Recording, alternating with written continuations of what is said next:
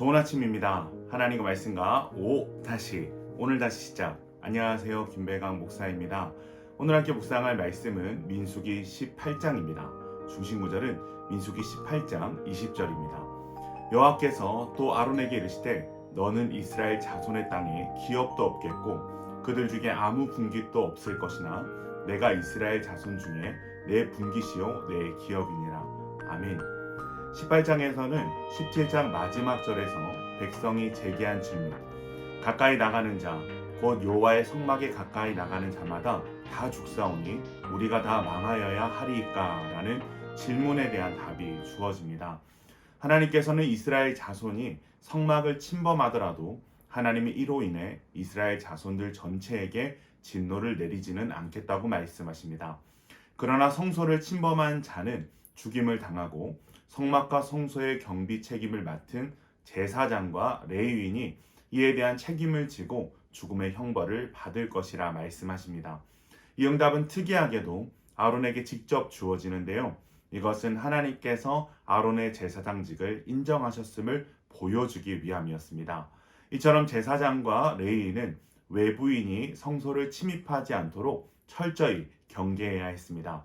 경계를 소홀히 하여 성소가 침범을 당하면 제사장과 레위인이 성소에 대한 죄를 함께 담당해야 했기 때문입니다. 그리고 본문에는 제사장 직분이 등장하는데요.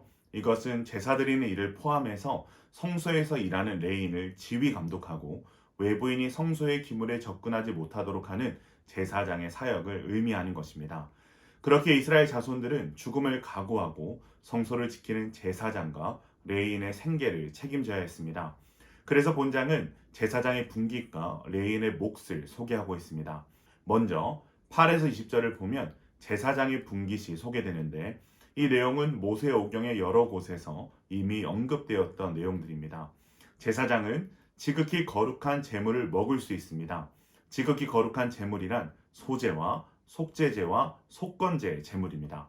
이 제물들 중 불로 사르는 화제를 제외한 모든 제물의 부위가 제사장의 몫이었습니다.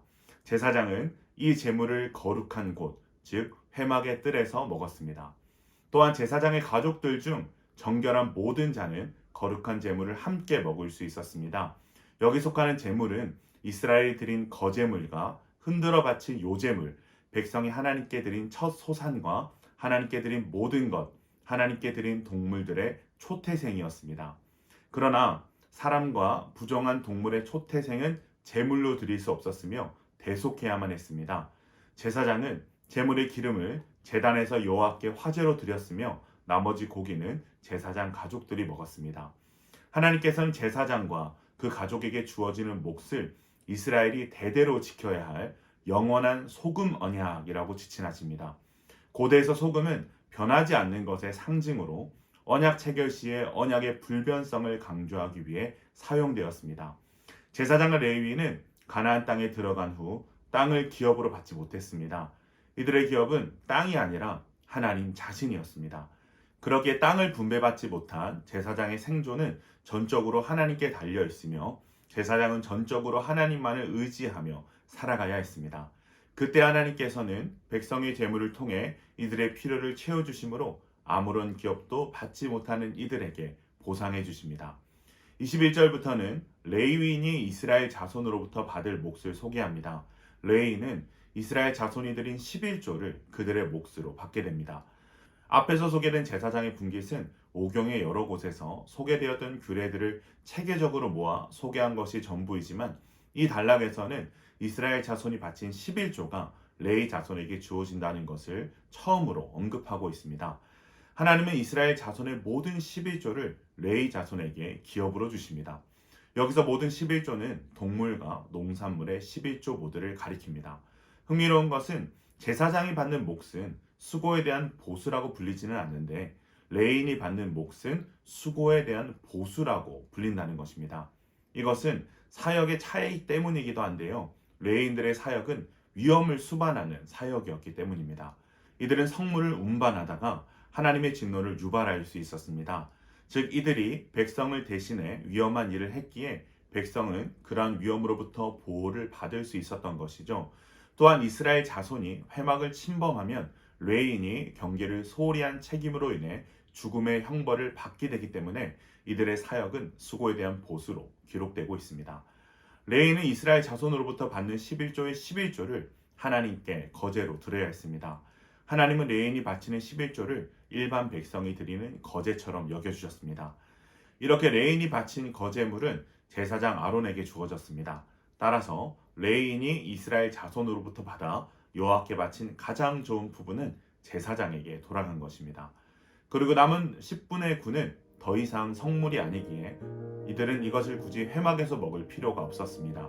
따라서 레위인은 11조를 바치고 나서 언제든지 그리고 어디서든지 아무 거리낌 없이 11조의 나머지를 먹을 수 있었습니다. 사랑하는 기쁜 가족 여러분, 제사장의 분깃과 레위인의 보수는 하나님께서 우리의 삶을 신실하게 책임져 주심을 보여줍니다.